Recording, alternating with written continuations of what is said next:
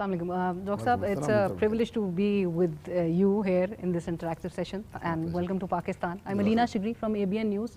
अभी आपने डॉक्टर साहब 15 नुकाती एक्शन प्लान का आप जिक्र कर रहे थे, that what we can do.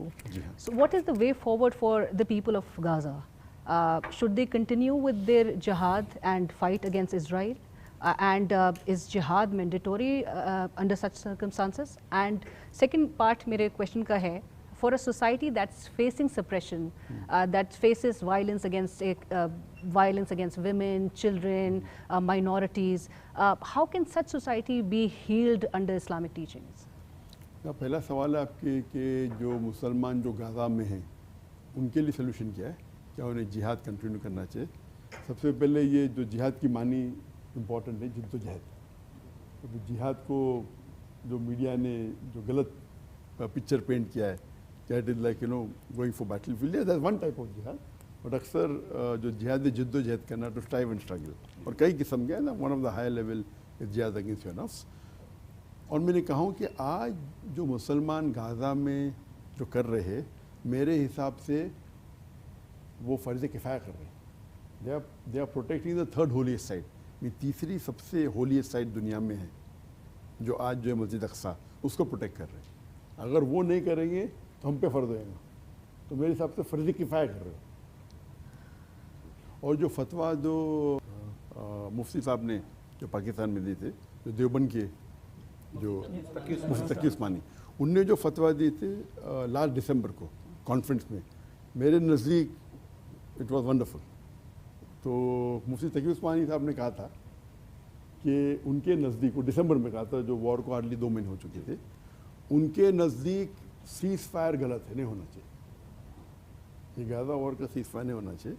उनने कहा कि bombardment on Gaza should stop, Gaza पे जो बमबारी हो रही वो बंद होना चाहिए, and people of Gaza should continue fighting against the यहूद टिल द लास्ट यहूद जो पैलेस्टाइन से निकल जाए। तो ये फतवा माशाअल्लाह इतना सख्त फतवा मैंने, और मैं सही भी कर सकता सख्त, तो वो कह रहे थे कि वहाँ के लिए, वहाँ के इन लोग के लिए फ़र्ज़ है, अगर वो नहीं होंगे तो नेक्स्ट जो करीब है, फिर आखिर में हम पे भी हो जाता है। तो उनने जो फतवा दिया था माशाअल्लाह एकदम बेहतरीन और एकदम माशाअल्लाह द राइट फतवा। तो लेकिन जो गाज़ा के लोग जो जिद्दोजहद कर रहे, वो हमारे आँखें खोल रही है।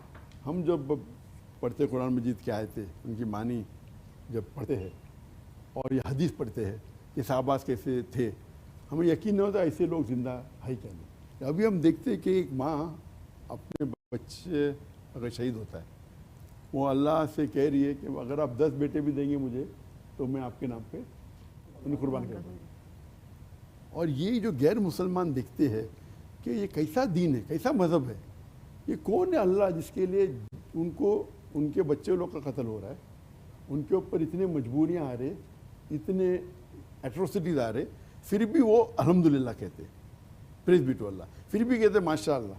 तो कैसे लोग हैं, क्या दीन है? उस वजह से लाखों माशाअल्लाह गैर मुस्लिम, स्पेशली वेस्टर्न कंट्री में, उन्हें कुरान पढ़ने लगे, और ये 1 साल में लाखों गैर मुस्लिम इस्लाम कबूल के, सिर्फ उन्हीं बिकॉज ऑफ गाज़ा।